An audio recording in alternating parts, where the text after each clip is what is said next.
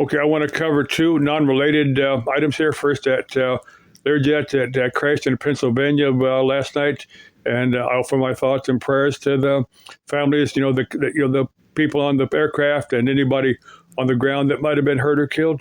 I think at this point, we really don't know that, but obviously some major event happened on that aircraft as it was climbing into the air.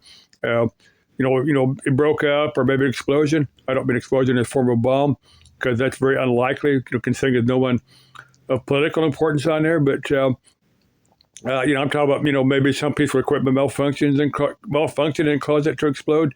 That's a guess on my part, but obviously the plane didn't glide down like an aircraft normally would. It just came down in a ballistic trajectory. Like I said, obviously something major happened to it. And it was full of fuel, so that's what created that fireball.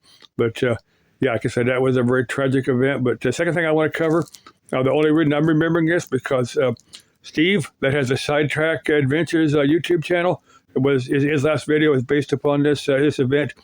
This happened in '95. Now this was a big news story, and I remember when this happened.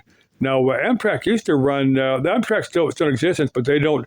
They used to run a train, through here, through the tracks through here, through Avondale. I like to watch them because it was such a cool looking train. They had some very nice looking, Amtrak cars. But like I said, they stopped. They don't use this section of rail. They went down, through Tucson. I think that's the current route. But anyway, like I said, '95, someone had deliberately sabotaged, the track, and they obviously had, they had specialized equipment to do this, and they obviously knew that you had to jump or the track, or the people running the train would pick up that it had been taken apart. Like I said, it was someone that knew what they were doing, but it's still an open case. They still don't know who did this, and it's still a reward. It's like $300,000, and as far as I know, I don't know the people that did this. I wish I did, because I would turn them in. I could certainly use that reward. I could use that money, but I don't remember any. I remember people getting hurt, but I don't remember anybody getting killed over this. But what Steve's report said that one guy did, that worked for the railroad, actually did. I was asleep and actually did get killed in the event. So he's probably right. But what I remember.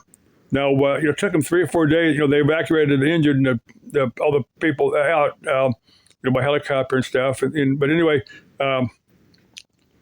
they took equipment down there. They put the track back together, and they set all the Amtrak cars back on the track, and they come through here at about 25 miles an hour. I remember watching it. Such an eerie sight. All these smashed up, Amtrak cars. It was. I can still remember watching this, and it was such an eerie sight seeing all these cars like that, and. Just strange, but that's one of those images that I'll probably never forget. But that's just, I said, that's one of my bucket list places, because I can drive out there in a couple hours to, what Steve was showing was, some of the. I thought they were still using that section of track, but what he was, they saw the track was kind of rusty, so obviously they're not using it. But there's a bridge down there. He showed, where the train crashed in a ravine. He showed some of the concrete had gotten broken off that stuff, and the train had hit it.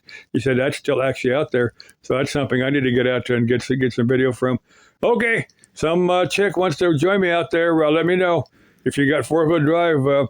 We can go out there and video that, and we can make separate videos from it. But love you. Bye-bye.